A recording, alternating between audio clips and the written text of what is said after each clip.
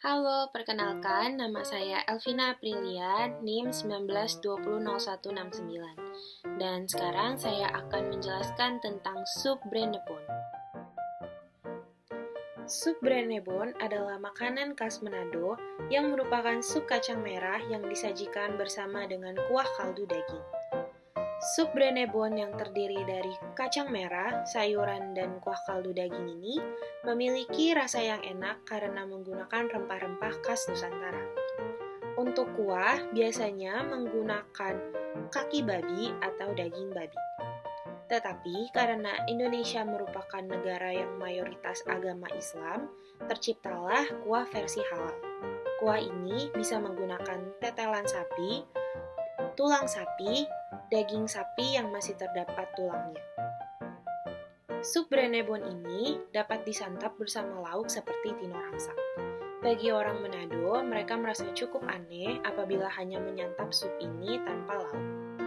Tetapi sup ini juga bisa disajikan dengan nasi putih panas dan sambal tumis. Bahan yang digunakan dalam membuat sup Brennebon ada 600 gram daging babi, 300 gram kacang merah, 2 buah wortel, 9 butir bawang merah iris, 3 siung bawang putih iris, 3 butir cengkeh, 3 batang daun bawang, 2 ruas jahe digeprek, 2 batang seledri, 1 batang kayu manis, 1 butir biji pala diparut, 1 liter air, minyak untuk menumis, garam gula lada secukupnya. Cara membuatnya, yang pertama, cuci bersih kacang merah, kemudian rendam minimal 3-4 jam. Lalu, cuci bersih daging babi, kemudian potong sesuai selera. Rebus daging babi dan buang busa-busa di atasnya. Kemudian, masukkan kacang merah, wortel, kayu manis, cengkeh, biji pala, jahe, dan biarkan mendidih sampai daging empuk. Kemudian, siapkan wajan dan panaskan minyak, dan tumis bawang merah dan bawang putih. Setelah harum, masukkan tumisan ke dalam panci yang berisi daging dan kacang merah. Jika daging babi, kacang merah, dan wortel sudah empuk, masukkan lada, garam, gula, seledri, dan daun bawang. Tes rasa, dan sup Brennebon siap disajikan. Sup Brennebon yang memiliki bahan dasar kacang merah ini merupakan sup yang kaya akan rempah-rempah dan sangat digemari oleh masyarakat Manado. Sup Brennebon yang asli memiliki rasa yang hambar, sehingga masyarakat menambahkan rempah-rempah ke dalam sup dan jadilah sup Brennebon yang sekarang diminati masyarakat Manado. Ada seorang chef dan penulis yang bernama Theodora Hurustiati. Ia menuliskan bahwa kehadiran Belanda di Nusantara memberikan dampak pengaruh terhadap kuliner. Ia juga bercerita neneknya yang berasal dari Pulau Bangka yang bekerja di dapur biara Belanda.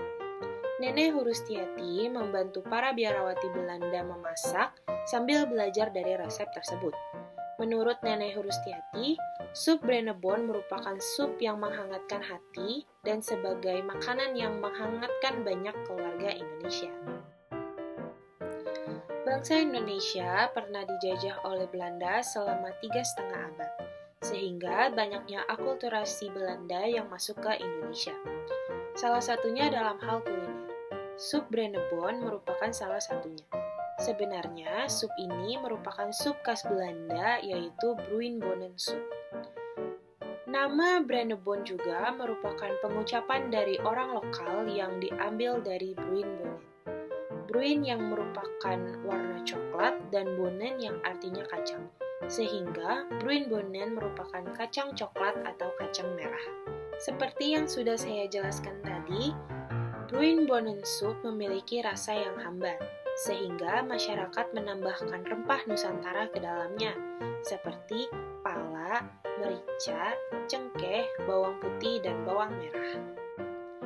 Cara memasak Bruinbonen soup dan sup Brennebon juga hampir sama. Yang berbeda hanyalah penambahan rempah-rempahnya saja. Dan juga untuk kuahnya, sup Brennebon memiliki kuah yang bening, sedangkan Bruinbonen soup memiliki kuah yang kental karena dicampur dengan krim.